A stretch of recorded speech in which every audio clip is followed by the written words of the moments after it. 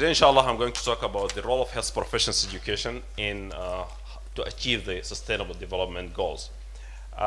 As we all know that the health was defined by the World Health Organization as the complete physical, mental, and social well-being, and not merely the absence of disease or infirmity. So if we have this definition and we link it to the Sustainable Development Goals, we can think that, or we find that it links to many of the Sustainable Development Goals. Maybe we can link them to the whole 17, because we are talking about people and we're talking about person. But mainly, it is linked to the goal number 3, which is the ensure health lives and promote well-being of all people. And this was translated by policies into the universal health coverage, which means 2 things. We mean that we need to have health policies, and we need to have health workforce, those people who can work towards giving health or preparing people for being healthy. So to achieve this universal health coverages, 2 guides were developed by the World Health Organization. There is the global strategy that Dr. Salia talked about, and also the National Health Workforce Accounts. And I'm going to present my talk based on the themes that came from those 2 guides. So those 2 guides, in relation to health professions education, they defined 4 themes. That we need to have graduate competencies that will help achieving the universal health coverage, social accountability, accreditation standards, and also financing of health professions education. And in a minute, I'm going to talk about each of those 4 themes. If we think about the graduate competencies and how can we apply this into Sudan, first, we need to have a national qualification framework. Now, we have different qualifications. We have diploma and higher diploma. We have masters and professional masters. And then we have PhD. And then we have MD Sudan. So what is the meaning of all these things? And what is the difference? And how can each qualification will lead to another qualification? And if we have a national qualification framework that will start from a Rauda till the end of the education. The other thing in Sudan, the qualifications come from different institutes. We have academic institutes belong to Ministry of Higher Education. We have institutes belong to Ministry of Health, but giving academic qualification, like the Institute of Public Health. We have institutes that belong to hospitals and produce health professions. So who is going to produce those people? We need to define it so we can have this national qualification framework. When we talk about the competencies, we need to think about that we are producing people to be employed to serve people in health. So we call it education for employability. It is not only about al-muqarrar, as Dr. Sheikh Babikir mentioned, it's about the curriculum, the manhaj. And this manhaj should not include only diseases, drugs, and treatment, but also communication skills, leadership skills, and all those things which help people to do their job. If we want to do this, then we need to look backward. What are they going to do when they graduate? And then we develop the competencies. But to define this, we need to resolve some of the conflicts we have. For example, we have radiographers and we have radiologists. What's the difference between them in doing the job? If we do not have these clearly mentioned and developed, we cannot develop the academic graduate competencies. And we all talk about interprofessional work, about teamwork. Then the competencies themselves should be interprofessional. We need to have competencies that link al-mumarrid with the doctor, with technician. So when we develop those competencies, we need to work as a team. Again, as Sheikh Babikir mentioned, a team of health professions who look into the health of people. So these are the main things that we need to consider when we develop the graduate competencies. The second theme is the social accountability. And social accountability is the strengthening of the social contract mentioned by Dr. Abdurrahman. Social accountability in health professions education was defined as the obligation of the medical and health professions schools to direct their functions, which are education, service, and research, to the priority health concerns of the community. But who is going to define those health concerns? We are not the people who are authorized to define those health concerns unless we have the society with us. So we cannot just define those concerns on behalf of people. We need to sit together to define those health concerns. To be socially accountable, we need to have good partnership between the health professions education institutes, with Ministry of Health, with people, with all those are working in health, NGOs, so we can have this partnership to develop this social contract and to move it forward. We need to have the education fitting with the health system. So if we are doing our health system based on family medicine, then our educational should be based on family medicine. If we are based our health system on primary health care, then our education should be based on primary health care. So there will not be a discrepancy between the graduates that we produce and between the type of health professions that we need. So we will try to fill this gap. We need to think about Sudan's health profession curriculum, a curriculum that fits with Sudan. We don't need to import anything from outside. And we have experiences from other parts of the world. In Philippines, they have their own system. They have what they call the step-ladder curriculum, where students, they join the health profession school. If they spend 2 years and they want to leave, they will have a graduate as midwives, diet. If they spend 4 years, they will be nurses. If they spend 6 years, they will be doctors. So the doctor, when they spend 6 years, they can work as diet, as nurses, and as doctors. So they can fit everywhere in the Philippines. And also we have in Canada, they have the satellite medical schools.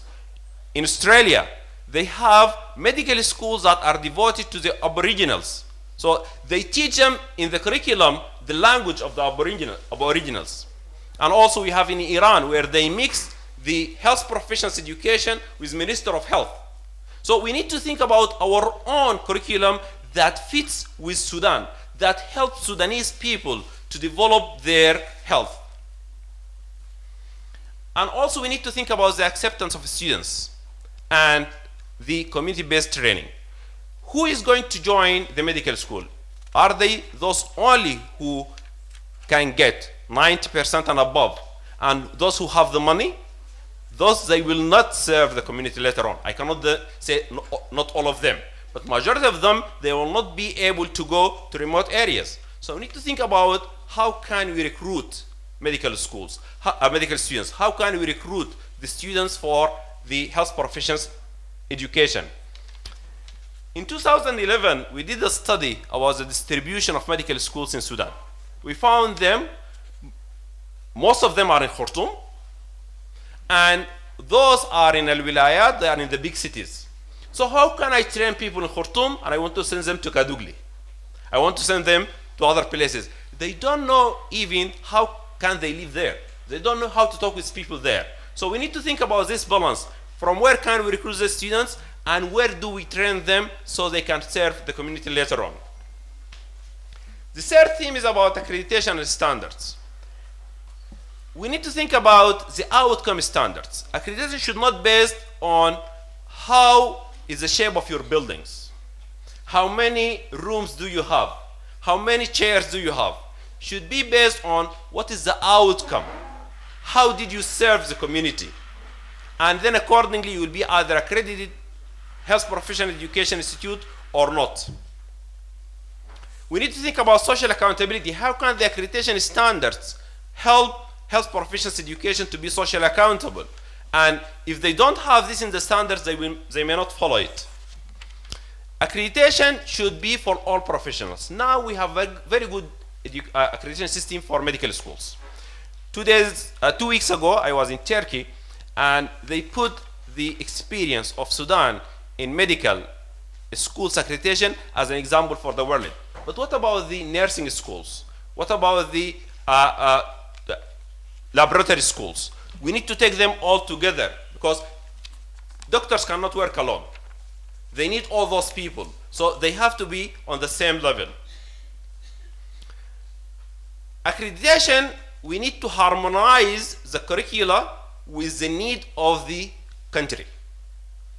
We don't want to have one curriculum or one syllabus for all medical schools or for all nursing schools. But we need the accreditation to push them to be harmonized with the outcomes that needed for Sudanese people.